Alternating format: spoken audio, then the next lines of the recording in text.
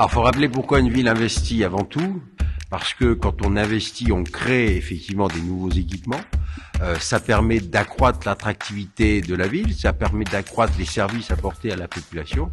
Et puis une chose aussi très importante, de l'investissement, c'est des travaux c'est de l'emploi, ça fait fonctionner la machine économique. Donc oui, 2023, ça va être le retour de beaucoup de grues et d'engins de chantier. J'en donner quelques exemples. L'église Saint-Martin, qui va faire peau neuve pour 4 millions d'euros, ce n'est pas rien.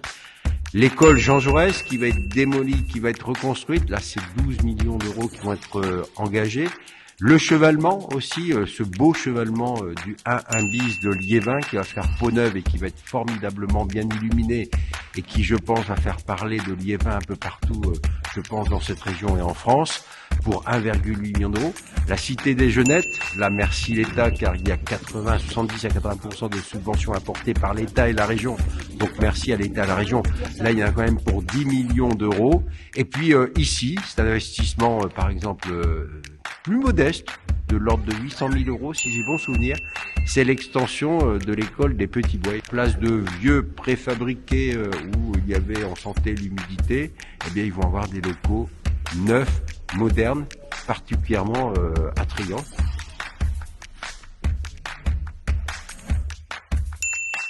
Ça, c'est pour les tout petits enfants.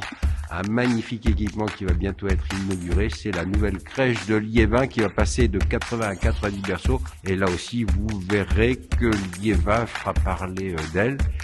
Mais surtout que les petits bambins liévinois, voilà, auront un équipement presque de rêve. Voilà. Et les professionnels qui travaillent, qui sont de très grande qualité, vont enfin disposer de conditions de travail qui vont être merveilleuses. Voilà, c'est ça l'investissement.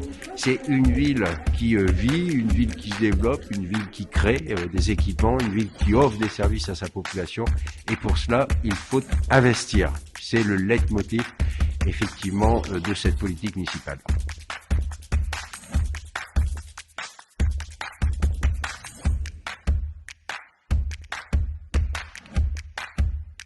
Alors les solutions, elles sont simples, elles existent déjà aujourd'hui, elles sont déjà appliquées. Déjà, c'est mieux acheter, mettre en concurrence systématiquement, économiser.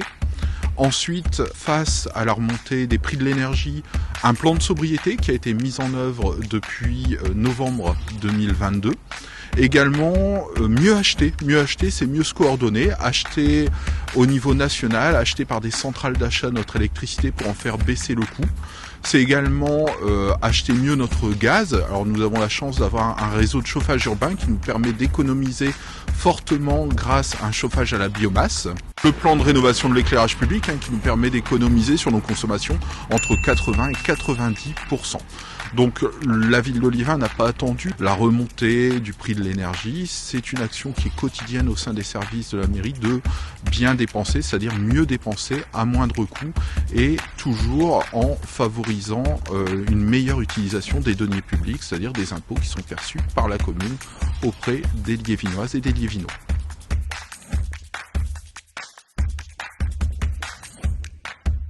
Depuis que je suis maire, je n'ai jamais augmenté les taux qui sont votés par la ville de Liévin.